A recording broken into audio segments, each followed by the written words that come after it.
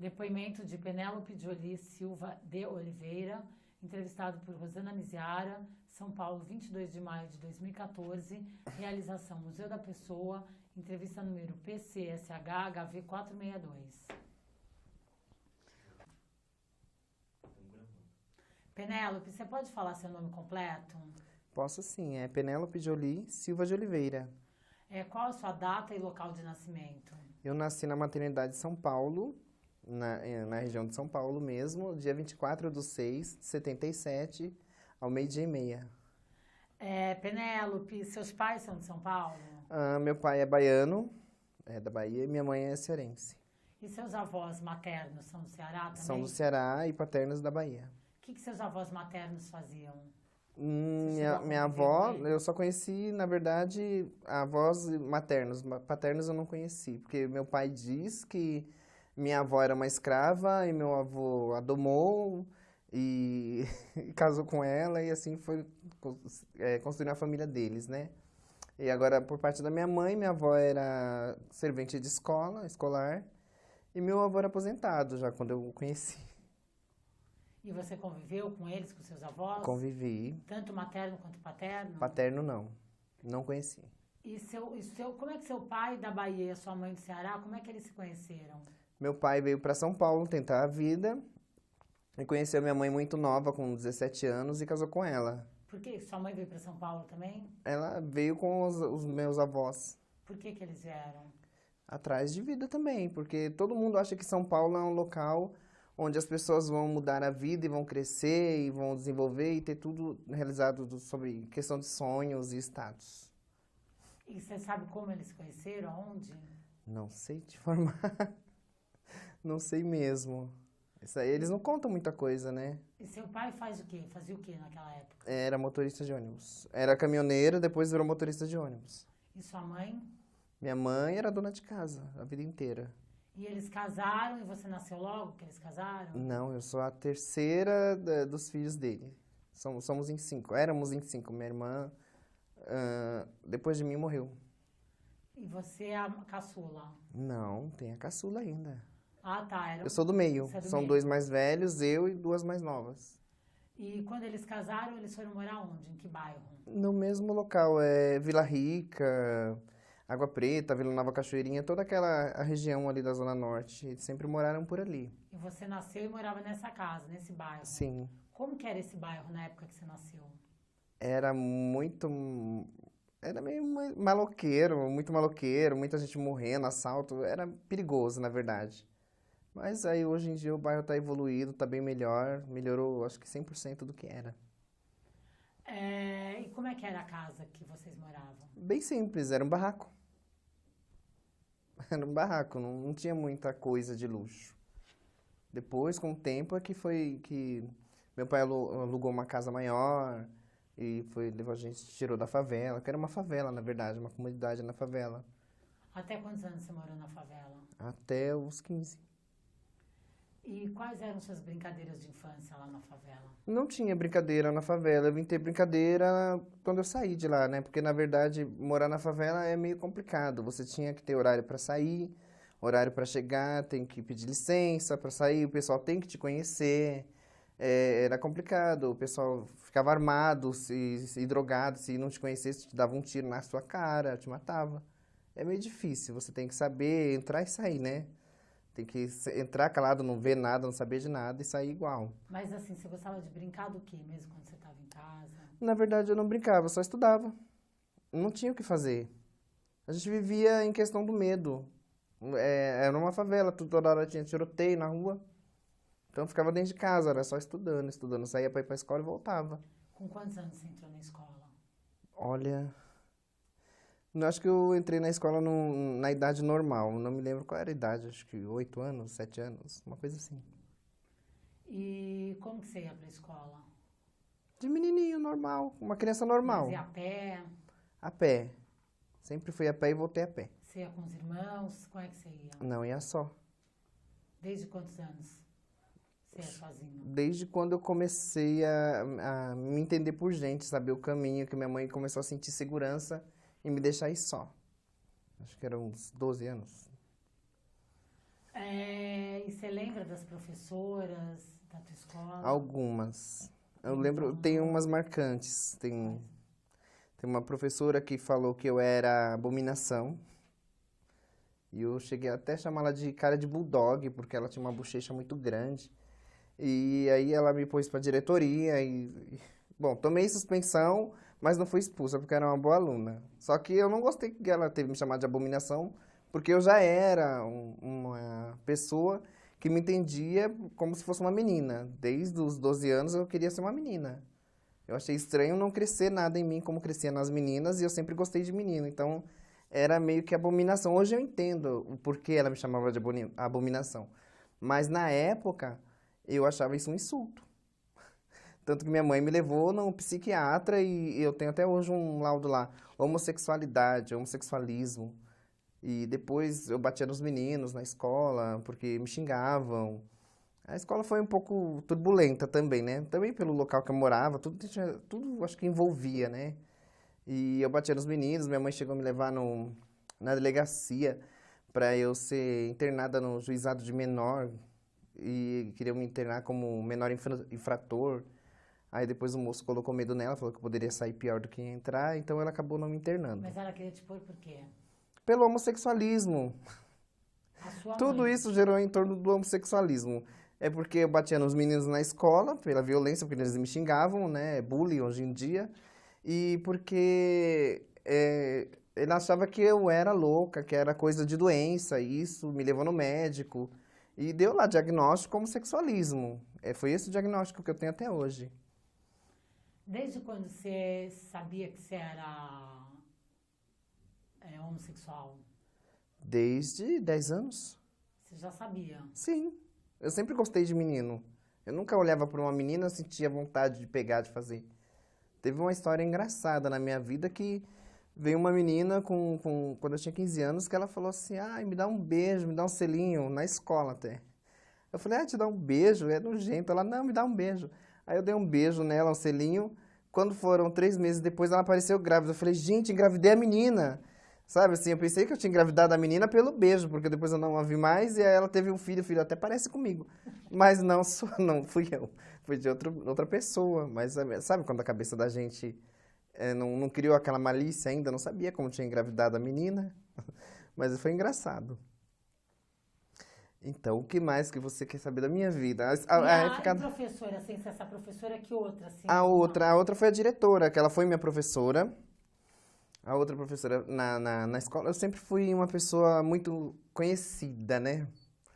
Porque as pessoas viam que eu ia de menina para a escola, sutiã, tudo peitinho de mulher, que eu tomava hormônio, comecei a tomar hormônio, o peitinho começou a crescer e chamava muita atenção. Mas ninguém me batia na escola depois de uma certa fase, porque eu sempre fui estudiosa, o pessoal sempre quis trabalhar, eles precisavam trabalhar e eu fazia o trabalho deles na escola, né? Então eu cobrava, tipo, R$ 5. Eu vou na biblioteca, faço seu trabalho, depois você lê, estuda, dá pra professora e faz a prova, acabou. Então todos os meninos tinham amizade comigo, ninguém me batia mais. E as meninas também tinham, né? Mas não na questão de ficar com meninos, é porque eu achava que eu parecia uma menina. Entendeu? Aí eu ficava com as meninas. Aí teve uma professora que ela era professora na época, deixa eu ver do que, acho que era de matemática, e a dona Wanda. E depois ela se tornou diretora. Aí, na época que ela foi professora, ela levou um filho dela para a escola. E saiu da sala, deixou o menino na sala de aula. Eu não sei, hoje em dia, se as professoras podem levar os filhos para a escola e ficar lá com ela na sala de aula. Mas na época ela levou e o menino começou a tirar uma com a minha cara na escola, na sala. Eu levantei e dei uma cadeirada nele. Eu não tive preguiça. Aí ela voltou depois da encrenca toda, porque o pessoal da sala estava tudo quietinho, e eu sempre fui comunicativa. E aí o que aconteceu? Foi eu e ele para a diretoria, só que aí ela falou assim, olha, eu não vou te dar suspensão porque ele é meu filho e ele não estuda aqui, e você estava na sala de aula, mas isso é errado. Aí brigou comigo, brigou com ele, e por fim, porque eu era gay. Ele estava zoando comigo. No final de tudo, anos depois, ele se assumiu pra ela, a mulher teve um infarto e morreu. Sério. E eu sempre fui assumida. Então, assim, é complicado a vida. E né? seu pai com a notícia? Meu Como pai, ele só lidava teve a com isso? notícia, na verdade, depois que ele foi embora. Ele foi embora da minha casa, ele abandonou minha mãe com os filhos, teve briga por causa de questão ele tinha amante e tudo. Mas ele já sabia que eu era gay, entendeu? Até os 15 anos ele já sabia. Só que eu nunca contei pra ele, porque ele me batia muito na escola, na escola, em casa.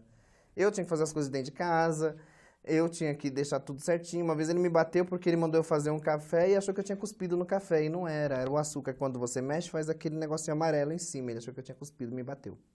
Ele não sabia bater, batia de fio, pau, mangueira, tudo que ele achasse ele batia. Até a panela ele tacava.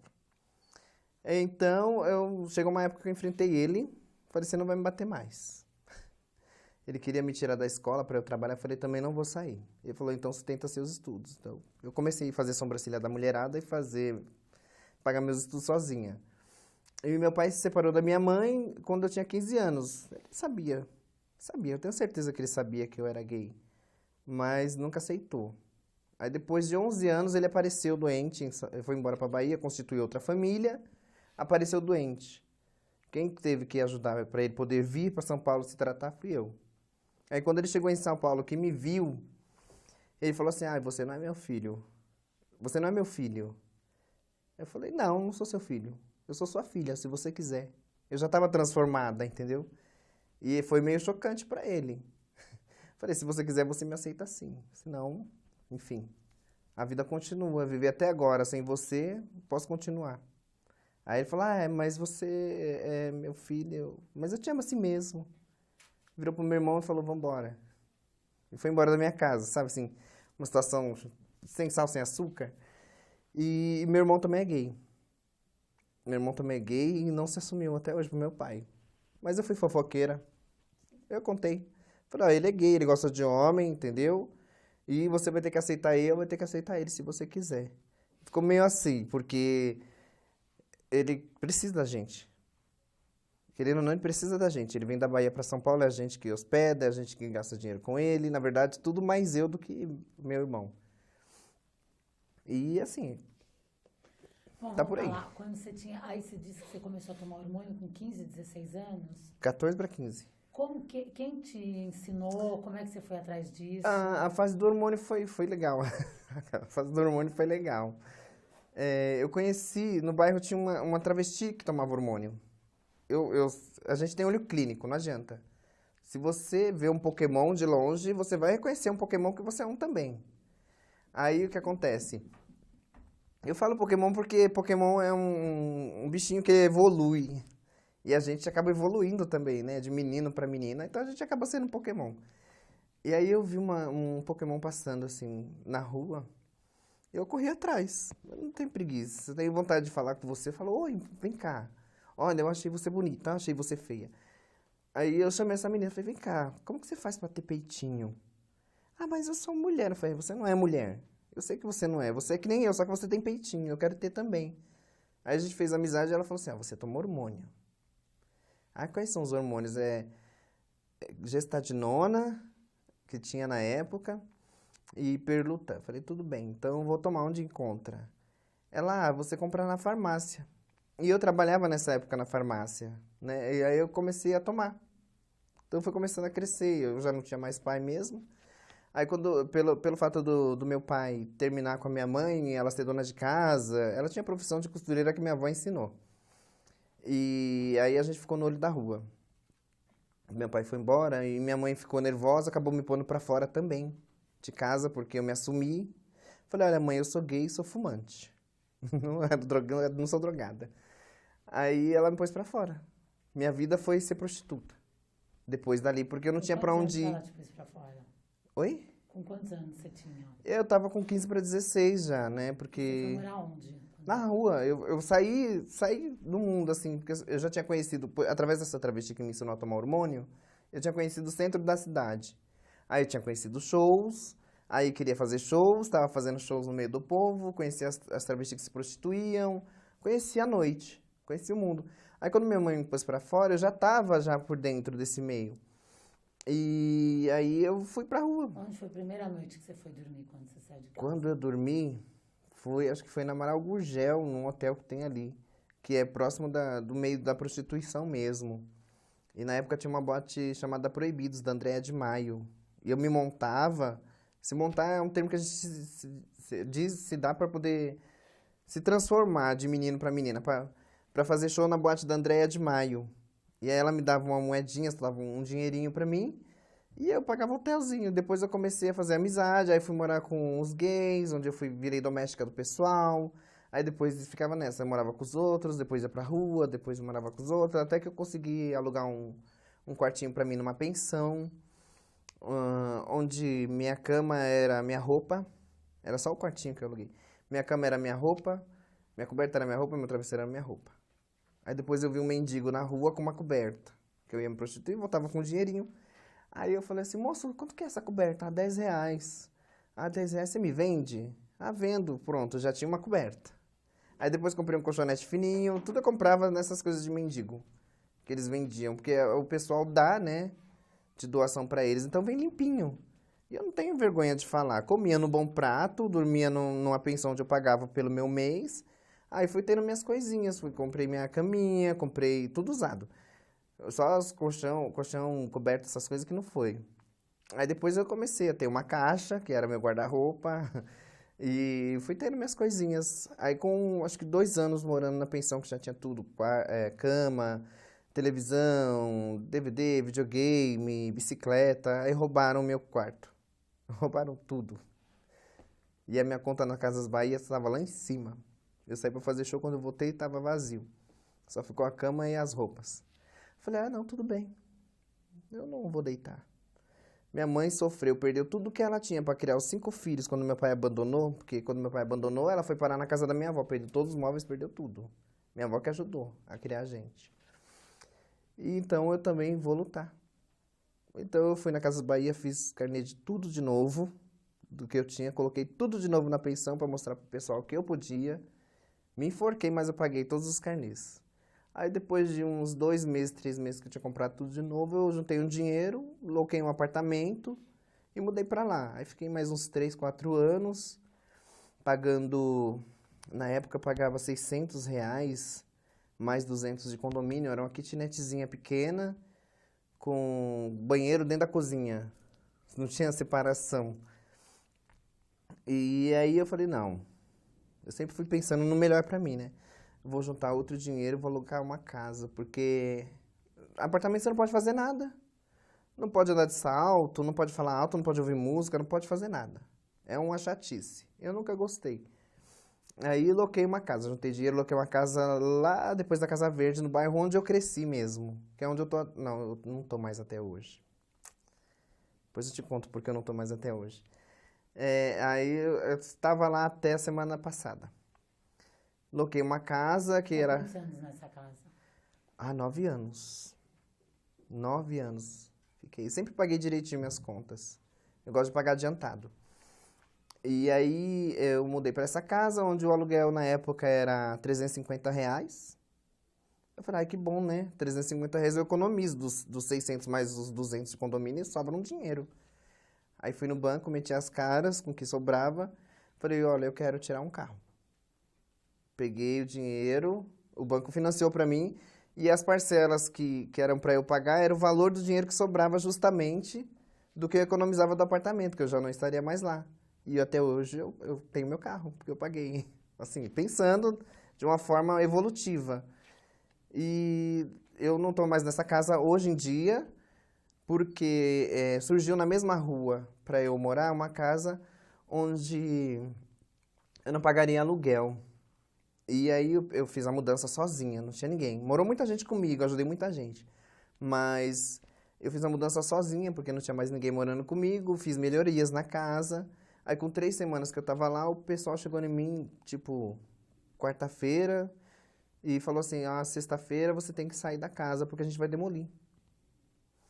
E eu fiquei sem chão, pensei em me matar, chorei bastante. Nossa, você não espera uma coisa assim. Porque eu tinha entregado a outra que eu morava de aluguel, não tinha como locar novamente. E estava sem dinheiro porque fiz melhorias na outra. Aí eu falei, nossa, mais uma vez, né? Me derrubaram, passaram a perna. Aí pensei, falei, não vou me matar.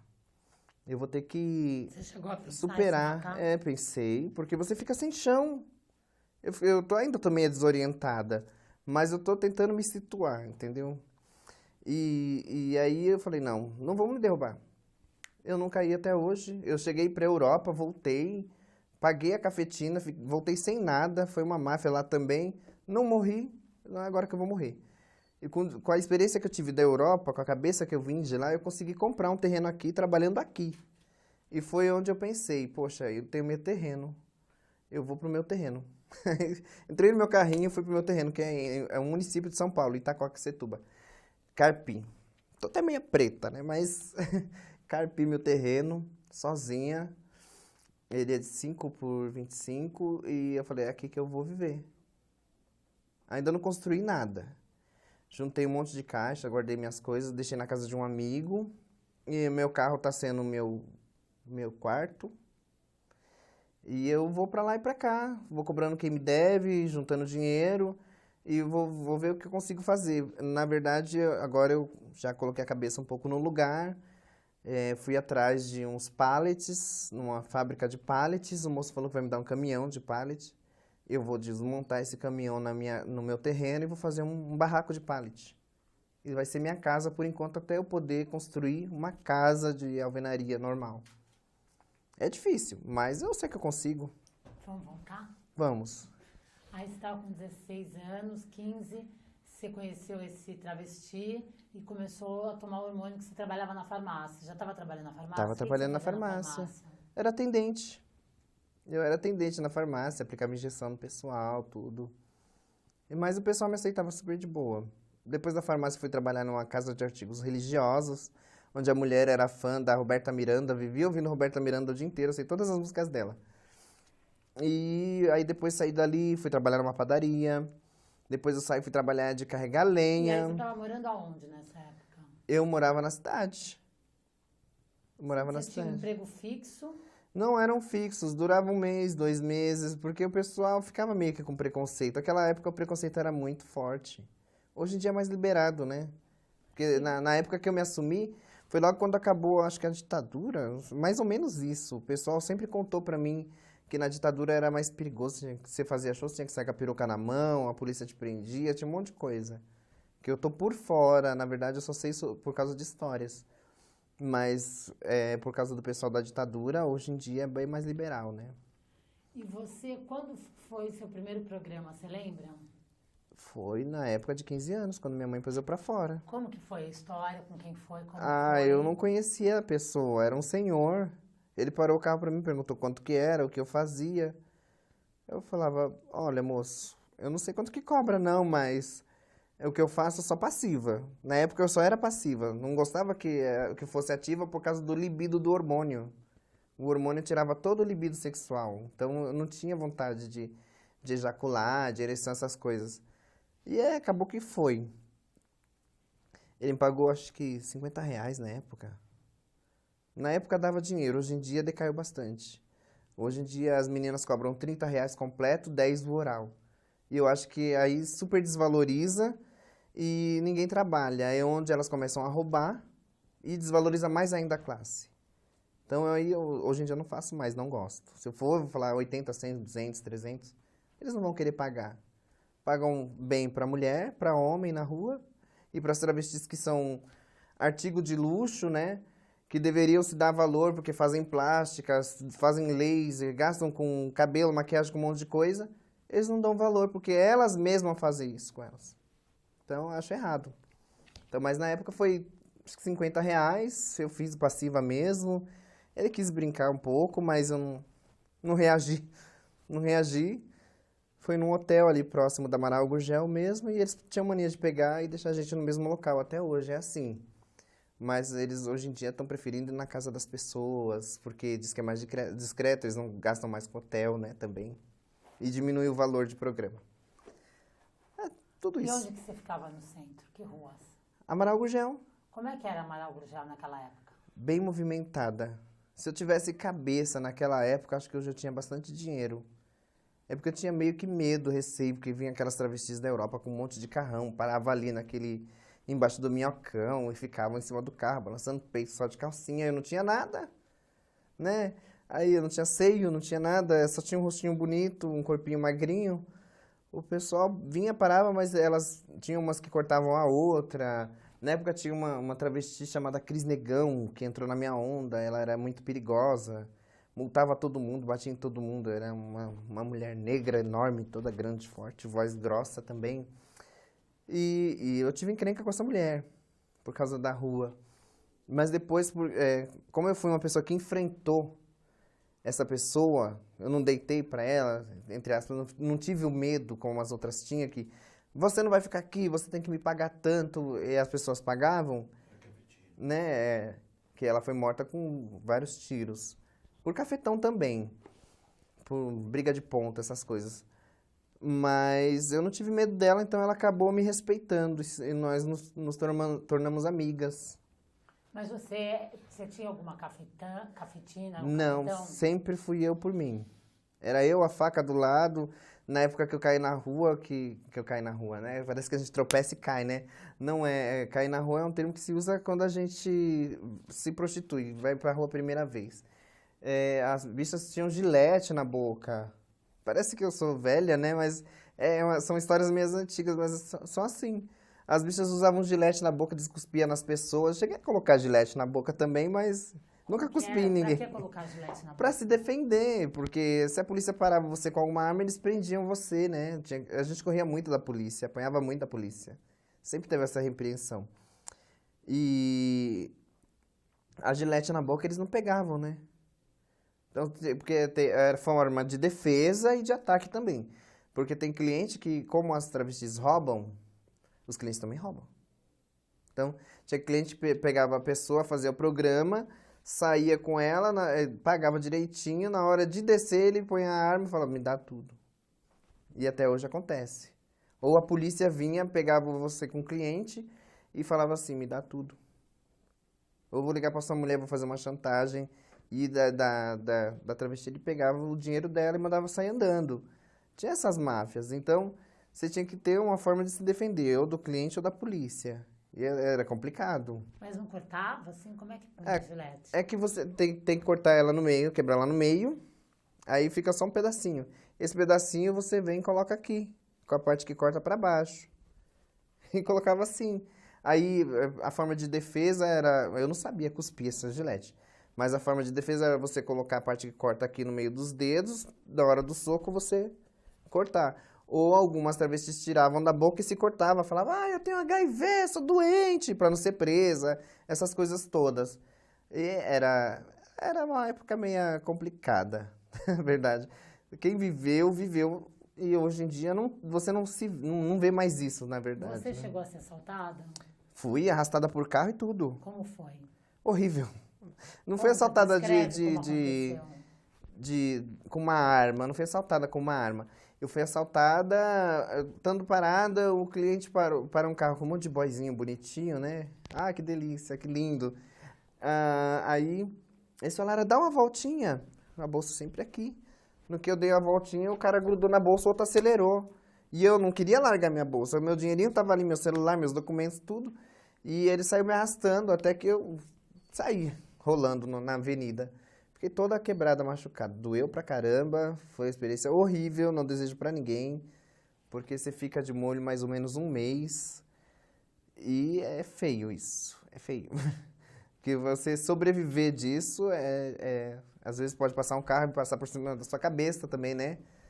Dependendo de onde o carro vai, você vai correndo. Você falou que você já teve não cafetina, tive. mas essa experiência sua na Europa, como é que foi? Então, eu tive na Europa. Aqui no Brasil eu nunca tive. Mas como é que você foi Era uma pra lá? amiga minha que teve aqui em São Paulo, que eu morei com ela quando eu tava me prostituindo. E eu dividia aluguel com ela. Foi na época que eu fui colocada pra fora de casa, Você tudo. tinha o quê? 16 anos? Não, eu já era de maior. Tá. Eu já tava no mundo, já tava com 19 anos. E ela falou assim, você quer ir pra Europa? Você me paga... Como é? 8 mil? Acho que paga 8 mil ou 16 mil. E eu te mando pra Europa. Mas eu achava que 8 mil ou 16 mil eram reais. E não eram euros. Falei, tá bom. Aí ela foi comigo. Fomos, tiramos meu passaporte, tudo Mas você bonitinho. tinha o dinheiro? Não tinha dinheiro nenhum, nem um real. Ela ia te emprestar.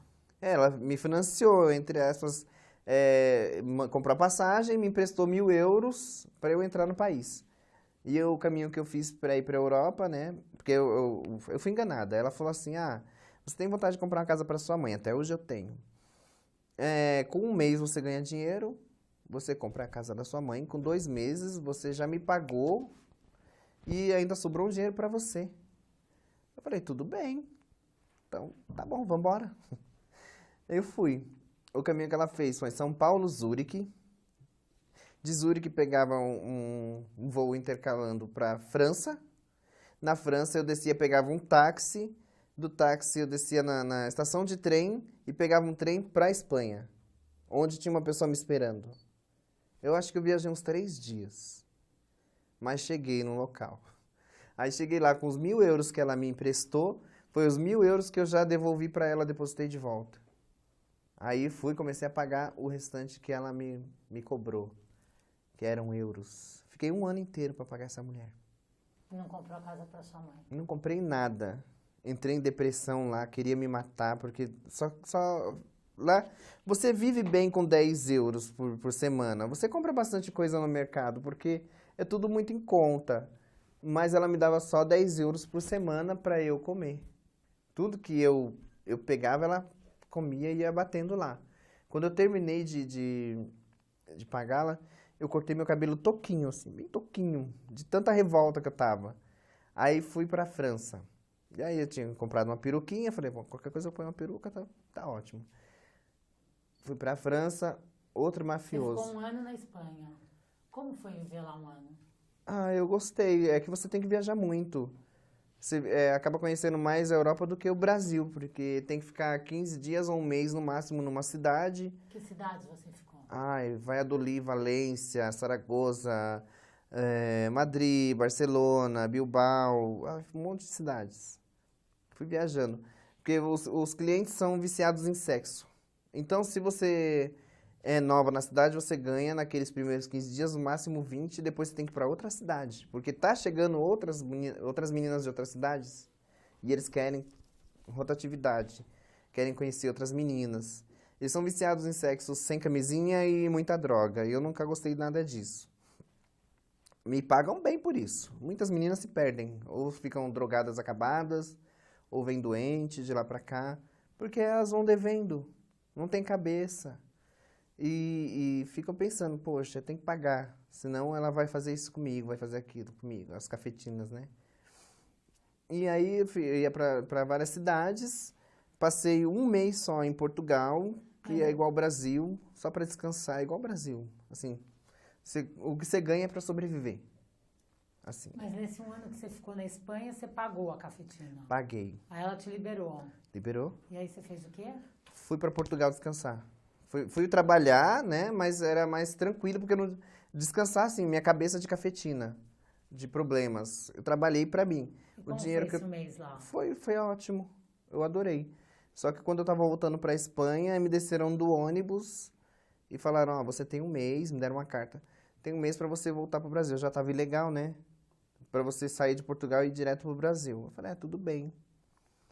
Aí quando eu assinei bonitinho, saí da delegacia, aí vi um negócio de caminhoneiro. Fui para lá. Era um estacionamento, tinha um monte de caminhoneiro. Aí cheguei e falei com o caminhoneiro, falei: poxa, eu tenho que ir para Espanha. Não quero ficar aqui, eles querem que eu vá embora de Portugal, não deixa eu ir para a Espanha, quer que eu vá para o Brasil, não tenho dinheiro. Tem como alguém me ajudar a ir para a Espanha? Aí teve um caminhoneiro. Me levou na boleia. Lógico que eu fui fazendo amor com ele até lá. Mas fui para a Espanha na boleia do caminhão, me senti na Sula Miranda. E cheguei lá, eu peguei um táxi e desci na onde eu tinha que descer. E fiquei na Espanha mais um tempo. Depois fui para a França, era muita neve. Menos 7 graus, abaixo de zero, muito frio, dói os ossos, mas eu gostava. E lá eu sofri mais uma máfia também, que era amigo Como é que da... você virava com o idioma?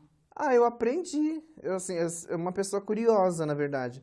Eu pegava esse lencinho, por exemplo, eu falava assim: como você chama isso? Como você chama? Aí eles falavam, eu escrevia da forma que se falava, que ele pronunciava, que não era a forma certa de se escrever, mas eu sabia que era a forma certa de falar. Colocava lenço, isso. Copo, isso. E aí eu ia anotando. Então o espanhol é bem mais fácil de aprender do que francês. O francês, fiquei 2 semanas, só aprendi a falar jus d'orange, l'eau, suco de laranja, né? Água.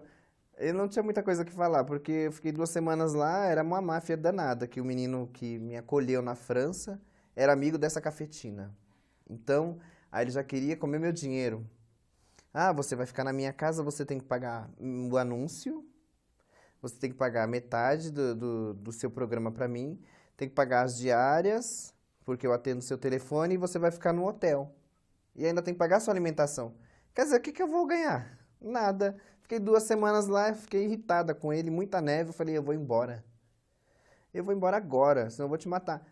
Aí eu catei, peguei minha mala e saí andando no meio da neve, sem saber para onde ir, sem saber falar nada. Perdida, só sabia chorar e falar assim, aeroporto, aeroporto, aeroporto. Onde era o aeroporto? E o pessoal não entendia que francês, eles não dão audiência se você não fala francês, e em inglês mesmo eles já não dão muita audiência, né? Eu sei que eu fui e consegui chegar no tal do aeroporto. No aeroporto eu dormi 2 dias. Você tinha passagem? Você não tinha passagem? Não tinha passagem nenhuma, não tinha dinheiro nenhum. O outro me extorquiu.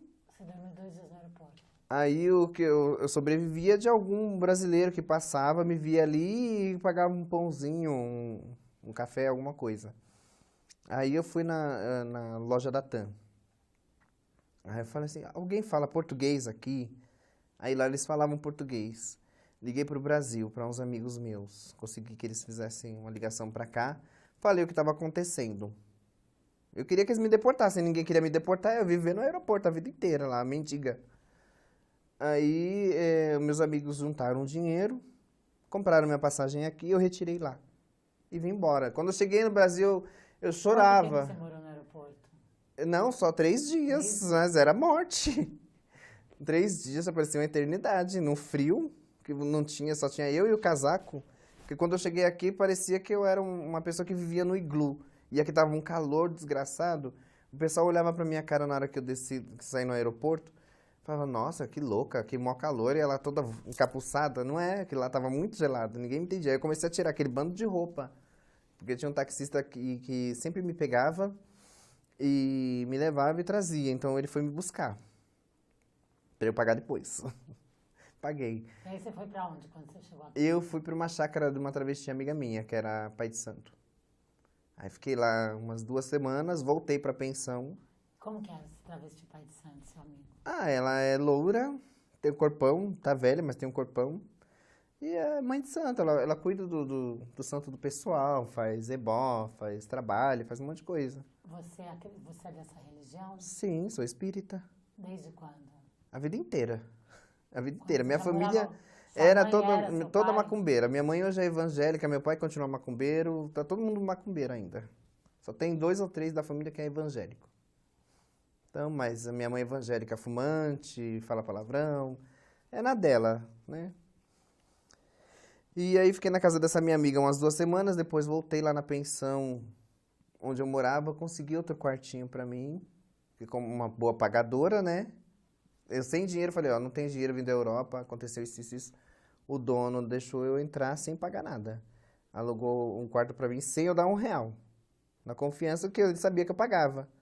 Aí fiquei, no segundo mês eu já paguei ele, os 2 meses de aluguel. Aí comecei a pagar o dinheiro do pessoal que mandou minha passagem. E já tinha saído da casa da menina. E voltei à vida, do zero. Que ano que foi isso?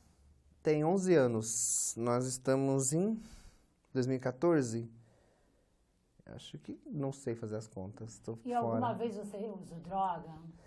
Não, lá fora, na Europa, eu usei sim. Eu usei, acho que nos últimos 2 meses, apareceu um cliente que saiu comigo, acho que umas 2 vezes, que tinha que ficar dias com ele lá dentro. Tinha que cheirar com ele para poder... Ele pagava por hora, então nessa de por hora, ele pagava bem para usar droga com ele e eu estava na casa dessa cafetina que eu devia. Ela enfiava a faca já, enganava ele, dava tipo meia hora, ela falava que deu 1 hora, batia na porta. Já deu a hora, vai ficar mais hora? E nisso fiquei com ele uns 2, 3 dias. Aí quando eu saí de lá, tomei muito leite, tava turva, torta. Eu odeio droga, na verdade, eu odeio droga. Mas por pagá-la, eu já estava já satisfeita. Tomei um monte de leite. Aí depois paguei ela, falei, tá aqui, eu não te devo mais nada. Nada. A sensação de liberdade é a melhor coisa no mundo. Entendeu? E é assim.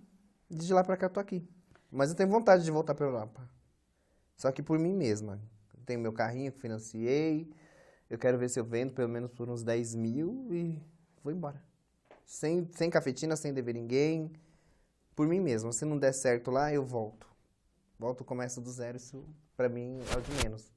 Mas agora a minha prioridade é construir meu barraquinho Alguma e vez continuar você foi sobrevivendo. presa?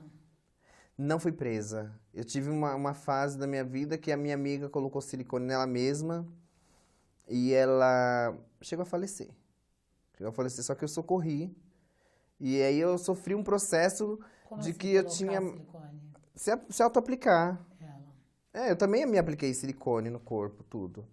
Mas isso acontece porque a gente não tem condições de pagar uma cirurgia, entendeu? Outro dia eu tomei uma crítica de um cara que é médico, falou, ah, sua boca tá mal feita, é silicone industrial, ai, você é louca, devia ter esperado fazendo com um produto mais caro num médico do que fazer assim, tem 2 bolas, sua boca tá horrível. Eu me senti deformada, mas ele é médico, pra ele é essa visão, né? Ele estudou pra isso. E pra gente que é travesti, a gente não tem condições no começo da vida, é difícil. Então a gente faz o que está mais próximo, é silicone mesmo, é o mais barato, é o que vai dar o resultado na hora, depois de 3 semanas a gente está bem, e foi o que eu fiz. E essa minha amiga foi, se auto-aplicou, começou a passar mal, socorri, e no hospital ela piorou, induziram ao coma e ela não voltou. Depois de muito tempo eu descobri que ela tinha HIV, que complicou e tudo mais, a imunidade estava baixa, um monte de coisa. Mas eu respondi o processo como se eu tivesse matado a menina. Por quê? Porque eu socorri, né, e eu aplicava silicone também. Mas por que quem que desconfiou? Você estava junto na hora? Como é que foi? Não, eu tava junto, ela era minha amiga. Eu liguei pra família dela, falei o que estava acontecendo. Eu nunca corri dos problemas, nunca. Mas você morava com ela? Não, a gente tava na praia. Todo mundo na praia, na casa de uma amiga da gente, que deixou a gente se hospedar lá pra ela poder pôr silicone. Que a família sabia que ia pôr, mas não queria que ela fizesse na casa deles. Então ela foi fazer na praia, na casa da mulher. E deu um rolo, deu uns 10 anos de processo enrolando. Foi onde eu conheci a Karen, porque eu não tinha mais dinheiro para pagar. Foi logo quando eu cheguei da Europa, isso. Eu não tinha dinheiro para pagar advogado, não tinha nada, fui na ONG. Falei assim, gente, eu preciso de um advogado, tá acontecendo isso. Ela achou o meu processo, o meu caso, no caso. Um caso que seria um desafio para ela, pegar, enfrentar. E ela pegou com toda a garra e foi junto e até o final. Ela, o Barry, né? E a gente pegou amizade ali e a gente conseguiu vencer esse caso. Provou a minha liberdade, que eu sou minha inocência, então eu tive minha liberdade. Embora o nome fica sujo pro resto da vida, né? Se a polícia para, a polícia para, ela fala assim, o que que você está respondendo? Ou o que você respondeu? Mas Que por que artigo você desconfiaram respondeu? de você e não de outras pessoas que estavam na Porque casa? eu aplicava silicone. Eu aprendi a aplicar silicone, entendeu? E eu comecei a ganhar dinheiro com isso. Mas nessa menina eu acabei não fazendo porque eu tava morrendo de sono, tava cansado, não queria fazer. E ela auto-aplicou, entendeu? Só que fazer o quê? Foi triste. É uma situação que também não desejo pra ninguém. Ver uma pessoa ir pro hospital, que é amiga sua, no hospital ela falece e você recebe uma culpa que não é sua. Eu assumi, eu falei, eu ponho silicone sim, eu não nego, não tenho medo de falar que eu ponho silicone. Mas não fui eu que apliquei nela. Se eu tivesse aplicado, eu falava, ó, fui eu que apliquei, pode me prender. Pode me prender, eu não tenho medo de ser presa também. Eu tô aqui pra isso, porque a vida foi me oferecer. Por isso que o que tá acontecendo hoje na minha vida é o que a vida tá me oferecendo. Ninguém vai passar por mim o que eu tiver que passar. Se você tiver que tropeçar amanhã numa pedra cair e bater a testa, é você que vai tropeçar, não vai ser eu que vou fazer isso por você. Então não adianta. Você teve namorado? Eu tive vários. Qual foi a sua primeira paixão, seu primeiro namorado? Ai, minha primeira paixão. Foi um menino que tirou meu cabaço, minha virgindade. Era da mesma rua. Eu tinha acho que 15 anos, ele tinha 17. Sangrou muito, doeu muito. E eu queria casar com ele, mas aí hoje ele é gay, né? Casado com outro cara. E eu sou um Pokémon. Tô quase virando uma Pokébola já, de tão gorda que eu tô ficando. E depois vieram outros namorados, outras paixões. Qual foi isso que você mais se apaixonou? Ai, teve vários. Uns são bons na cama, outros são bons na cozinha, outros são bons como amigos e amantes. Ai, tem vários tipos. Eu nunca achei um namorado perfeito. Tanto que até hoje eu saio com vários porque eu não consigo achar o homem perfeito. Eu monto ele na minha cabeça. Um faz bem sexo, outro fala bem, outro não fala bem, outro se veste bem, outro cheira mal. Então aí você vai montando o homem na sua cabeça, porque não vai existir o perfeito.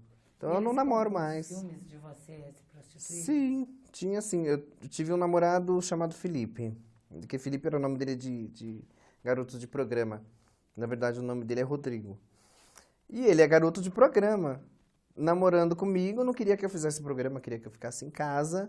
Não me sustentava nem nada, mas ele queria que eu ficasse em casa, cuidando da casa, para quando ele chegasse, a gente fazia sexo. E enquanto ele fazia a fuleiragem dele toda pela rua, saía com as outras travestis, mulheres e clientes e tudo mais.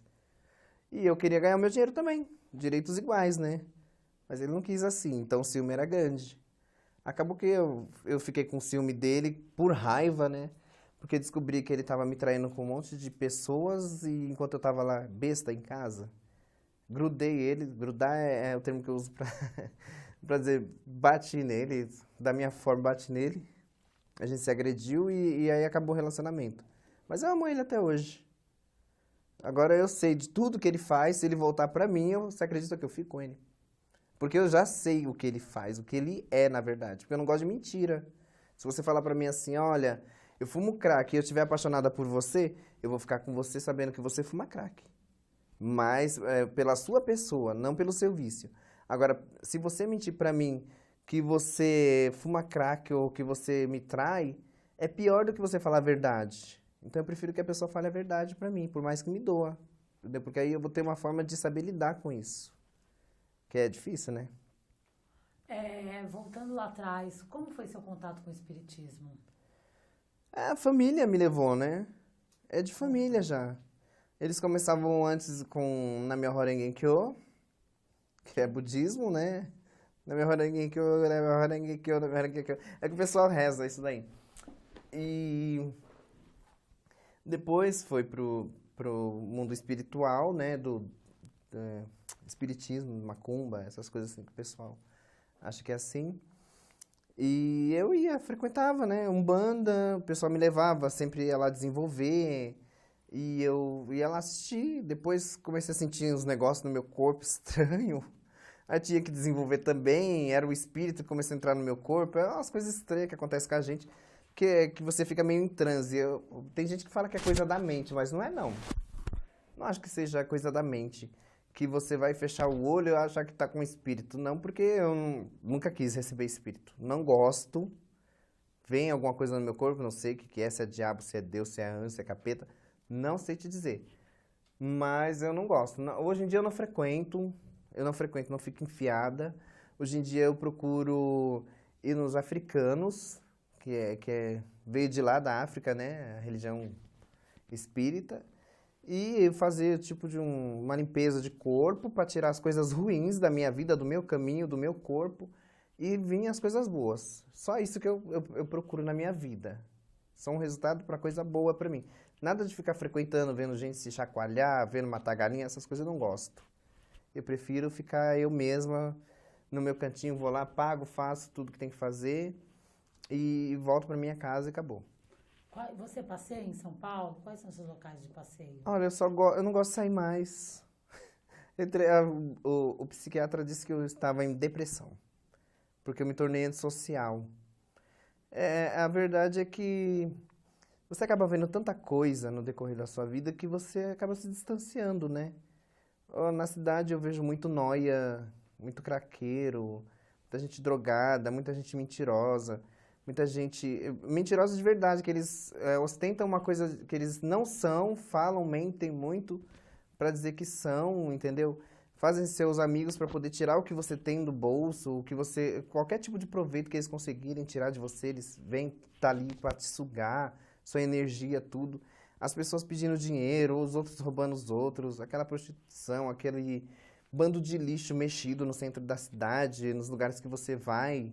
Porque eu frequento o centro da cidade, não tem como você frequentar outro lugar gay, porque o lugar gay é ali. Então, se você vai procurar outro lugar gay para frequentar, não tem. Então, nesse lugar gay, onde existe o vício, tudo mais fácil, tudo do jeito que o povo quer, é um lugar horrível. Então, eu acabei pegando um nojo, uma forma de não quero mais ir para aquilo, não quero mais sair, quero ficar na minha cama, quero ficar na minha casa, eu, meus gatos, minha TV, meus cachorros, não quero mais, sabe? Aí o médico disse que eu estava em depressão, porque eu estava antissocial. Mas, na verdade, eu não sinto vontade de sair. É um lugar que eu gosto de frequentar. Se eu fosse ir sempre, seria uma sauna gay, que eu gosto de ver homem pelado. Eu adoro homem, vou morrer gostando de homem, não adianta. E shows, né? Balada eu não vou, por causa que o som é muito alto, o povo é muito drogado em balada, qualquer coisa que tá tocando eles estão gostando, e para quem tá normal, aquilo ali tudo estressa, dói o ouvido, atrapalha a vida, e eu também não vou. Então eu gosto só de frequentar a sauna, ou às vezes saio para ir num cinema, assistir um filme, ou pego desses do Paraguai mesmo, fico em casa assistindo, não saio muito. Não saio mais para lugar nenhum. Só para trabalhar algum show que eu tenha que fazer. Dos programas que você fez, qual foi o mais curioso ou que mais que foi marcante para você? Ah, existem vários. Ai, fala uns. Mas, não, você quer que um hilário? Teve um hilário. Que o cliente, porque tem vários tipos de programa. Vou contar o hilário. O hilário foi o seguinte, o cliente falou assim, olha, vamos pro hotel, mas você vai fazer que eu te atropelei, que você caiu, machucou, e você tem que ir me seduzindo enquanto você tá caída, e eu vou descobrir que você é uma travesti, eu não sabia, que não sei o quê. Eu falei, tá bom, vamos.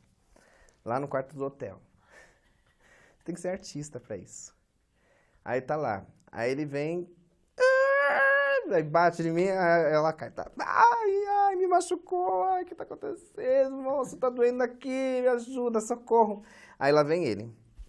Ai, te machuquei, foi aonde? Aqui na perna, olha, moço, tá roxo.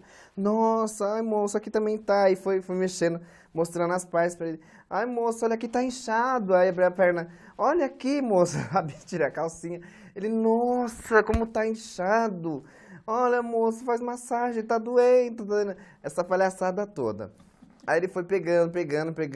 Falei, ai, moço, tem que dar beijinho pra fazer carinho, pra ele melhorar. E... Ai, gente, eu tô contando essas coisas em público.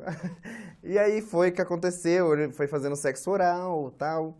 Aí a gente foi pra cama, fez um sexo, tal. Aí ele falou, pronto, agora a gente vai fazer que você tá no ônibus e eu te encoxo.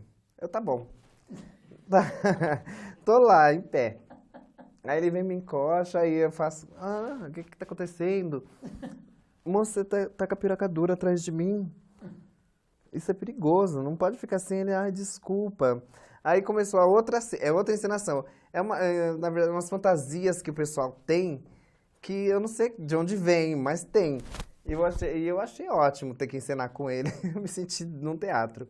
Porque você desenvolve algumas coisas. Aí tá, teve um outro mais nojentinho que veio e falou assim, passou isso daí, né? Eu quero que você faça cocô em cima de mim. Aí eu falei, é? Então, quanto você me paga? Eu pago bem. Tá bom, fui lá. Forcei, não deu nada. Caiu uma bolinha, ressecada. E essa bolinha, ele fez eu rolar pelo corpo pra lá e pra cá, mas a bolinha não desmanchou. Parecia uma cabrita. Eu sei que depois disso, eu não saí mais com esse homem. Eu falei, moço, quer saber? Eu tenho que... Você quer realizar fantasia? Eu vou atrás pra você das pessoas na rua. E eu trago pra você e você me paga um valor. Tudo bem? Não, tudo bem. Então aí eu comecei a pegar as pessoas para levar pra ele. Eu ganhava R$50 para levar as pessoas pra ele e fazia o que queria com o pessoal. Eu não tava mais com paciência. Eu sei que eu passei muita coisa divertida, engraçada, na questão de programa. Tem muita coisa legal, assim. Se o cliente queria usar minha peruca, queria usar minha calcinha, minha bota, às vezes não cabia, mas a gente tinha que fazer caber. Porque você precisa do dinheiro, entendeu? Aí colocava ali, falando, não, vamos lá, vai, vamos fazer. E era legal. Umas histórias que você guarda pro resto da vida. E que tipo de homem? Muitos senhores casados, outros solteiros com fantasia, outros queriam sair com duas, três, outros queriam sair com mulher e com homem, outros queriam sair com travesti. Casais também queriam sair com travesti, comigo. Eu saí com um casal só, mas eu não toquei na mulher, porque eu sinto nojo. Eu não sei, é de mim isso. Eu não sinto vontade de tocar, que eu começo a dar ânsia de vômito. Então isso é sentir nojo, não é verdade? E aí, eu sei que a mulher ficava lá beijando o homem, apertando o peito dele, eu fazendo um gloob nele. E aí depois ele foi, transou com ela e eu ficava fazendo carinho nele. E aí pronto, acabou por final do sexo, ele pagou e foi embora. Mas eu não sinto vontade de sair com casais. Outro dia apareceu uma mulher linda pra mim, assim, com um cara, um velho, mas um carrão. Ele falou, você sabe casar? Eu falei, olha, ela é linda, perfeita, maravilhosa, mas não. Muito obrigada. Você tem que sair com um travesti que gosta de sair com mulher. Eu já não gosto, porque existem travestis que gostam de namorar mulher, assim como existem lésbicas que gostam de namorar travesti. Então existe travesti que gosta de namorar travesti. Eu ainda tô na fase mais antiga, travesti que gosta de sair com menino. Mas tem tudo isso. Tem gente que vira travesti pra sair com mulher. Já foi convidada pra fazer filme pornô? Já fiz um monte de filme. Quando eu comecei a fazer programa na minha vida, eu tive que colocar fotos em site, pra poder render mais um dinheiro. E naquela época surgiram os filmes. E eu fiz um monte. Fiz com travesti, fiz com homem, fiz com mulher, fiz com um monte de homem, fiz com um monte de travesti, tem tudo quanto é tipo de filme. Só não fiz com animal. Foi o último filme que vieram me oferecer para eu fazer, era com animal. Eu falei, não. Aí eu parei de fazer filme. E esses filmes vão pra internet? Vão para tudo quanto é lugar do mundo. Você faz um filme por R$ 500, uma cena de 1 hora que você grava em 2. E eles vendem por $500 milhões. Você só ganha R$ 500. Olha que legal, né? Então eu podia ser produtora de filme. Mas não me arrependo, porque tudo que eu tive vontade de fazer na minha vida, eu fiz. Eu queria fazer filme, eu fiz. Eu queria fazer show, eu fiz. Eu queria aprender a maquiar, eu maquiei. Eu queria ir na televisão, eu fui. Eu queria ir pra Europa, eu fui.